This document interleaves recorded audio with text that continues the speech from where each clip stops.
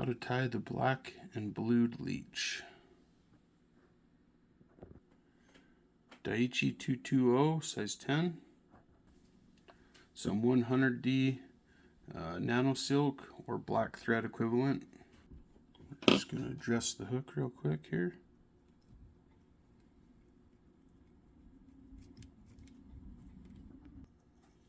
I'm going to tie in some black marabou for the tail. I like to kind of measure up my marabou and then kind of rotate it and twist it before I trim it off.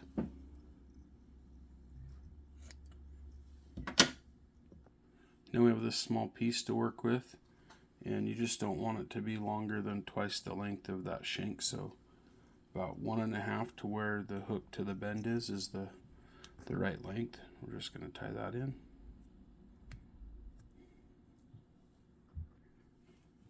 And rotate that around and make sure the line's back in behind it and above it, and then trim that off.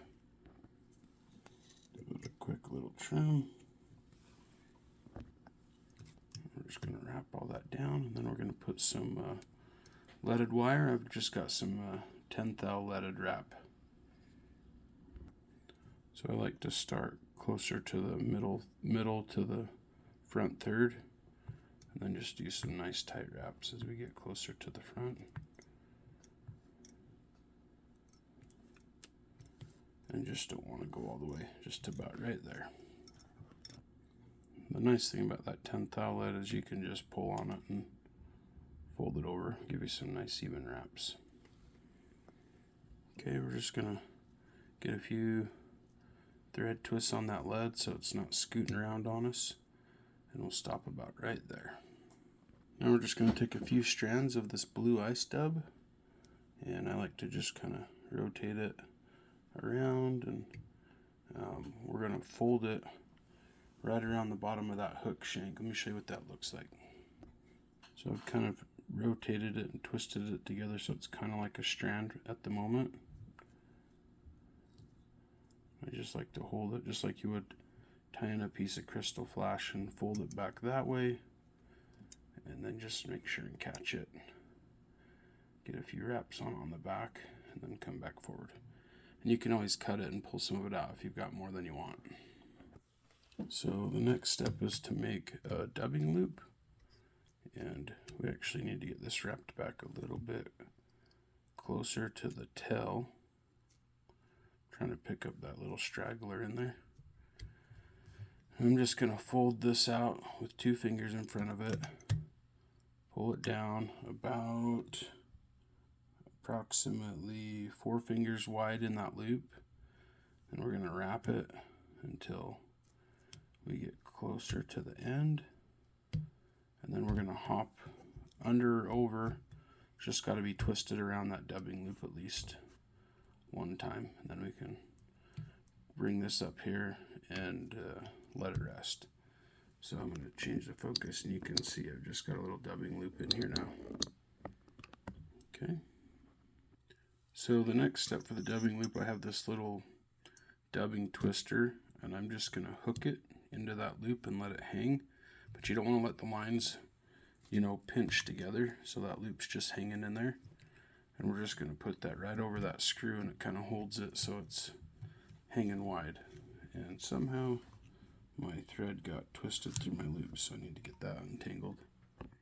Okay, so your dubbing loop should look something like that, where that thing's just kind of hanging in there. Now we need to make the mixture, and a little bit of black ice dubbing, so we're going to put a little bit of that down, probably about that much is all. And then we're going to do some of this black hare's ear dub, just a little piece of that. And then we also want to do a little bit of this blue ice wing as well. And it doesn't take very much of that. I like to mix the blue in towards the end. So we're just going to take all that fiber, just the hare's ear and the black ice, and just kind of keep pulling it till it starts to kind of mix together like that. And we're going to spread it out till we have a nice thin kind of sparse patch. And then we'll just take a little bit of this that blue and just kind of set it on there, just so that the mixture looks good. Once the mixture looks good, you can kind of go back and just give it like maybe 1 or 2 more mixes. And then the next step is to go put all that in the dubbing loop. Okay, so I've got that kind of mixture, and we just kind of set it right here. And we're going to spread it out super thin. So just kind of scoot it up the line. Should look like that, just a little bit thin and a little bit sparse. And then we're just going to give it a twist. And we might want to scoot up the chain just a little bit. There we go. Then we're just going to keep rotating that dubbing loop. I'm just rotating it, letting it catch up. And you can kind of pull back and forth. Now, that's just a little bit thicker than how I want it to be mostly. So what we're going to do is brush it. So I like to kind of go back and forth, up and down, and just kind of straggle those fibers and just try to tease them and pull on them until they're sticking out nice and even. Now you can kind of see that it's all nice and long. And the next step is to just rotate it onto the fly. Okay, so I want to keep my thread out of the way. So we're just going to hang it off to the side over here. And then we're going to start the rotations here. And if you don't have a rotary vise, that's okay. You can just wrap it around. But I think these first ones are the most critical to keep it pulled back as you get going. And then it will kind of start to self-feed a little bit as it gets going. And we're just winding it real nice and thin-bodied.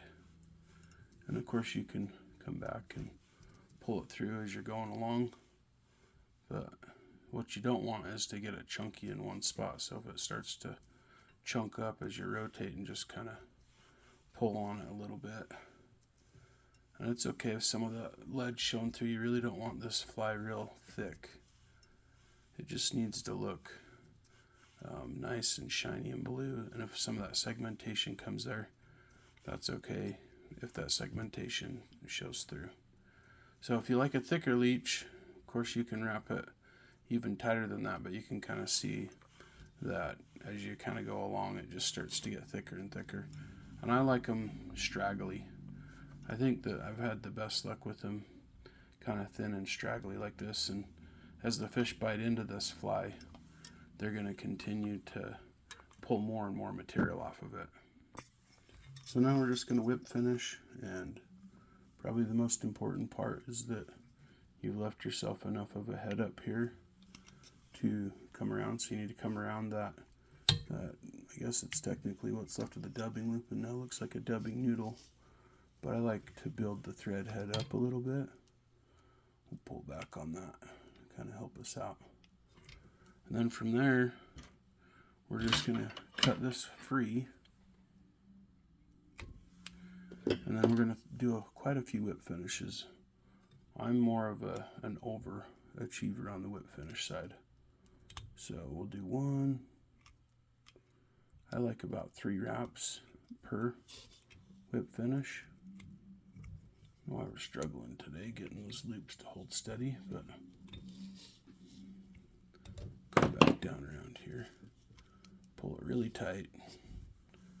And then I should have left myself just a little bit more room in that front of that eyelet. I like to build the front of this up with thread. I know a lot of people don't like that, but I think to each their own. Depends on the fly you're buying. But I like those whip finishes with at least 3 or 4 turns. If you notice when I pulled tight, it kind of rotated, and that's what you want. Till it really just cinches everything down, and then you don't have to mess around with any glues. And you can definitely catch 20 to 30 fish, or maybe even more on this fly. You never know. Okay, so then from that point, we've got quite a few whip finishes, and they're cinched down nice and hard. And we're going to come back at it with a dubbing brush. So at this point, you can just kind of pull up, down, across it. Just don't leave anything looking thin or weird. And then you definitely want to give the fly a haircut. So if there's anything that's like just too out of place that you can't handle, like I don't like them coming forward, so I usually trim back right there. And you can be a perfectionist and get all the way up to the eye of the hook if you need to. But the biggest thing I think is making sure that there's not too much blue going past the tail and just kind of maintaining that shape. And once that gets in the water, it's going to pull down, and as the fish bite it, it's going to kind of pull through. So that blue is just a little bit longer. I like to just kind of keep it shaped with the tail. And always do all your cuts at like a different angle. But there is the black and blue leech, and this thing is quite the slayer.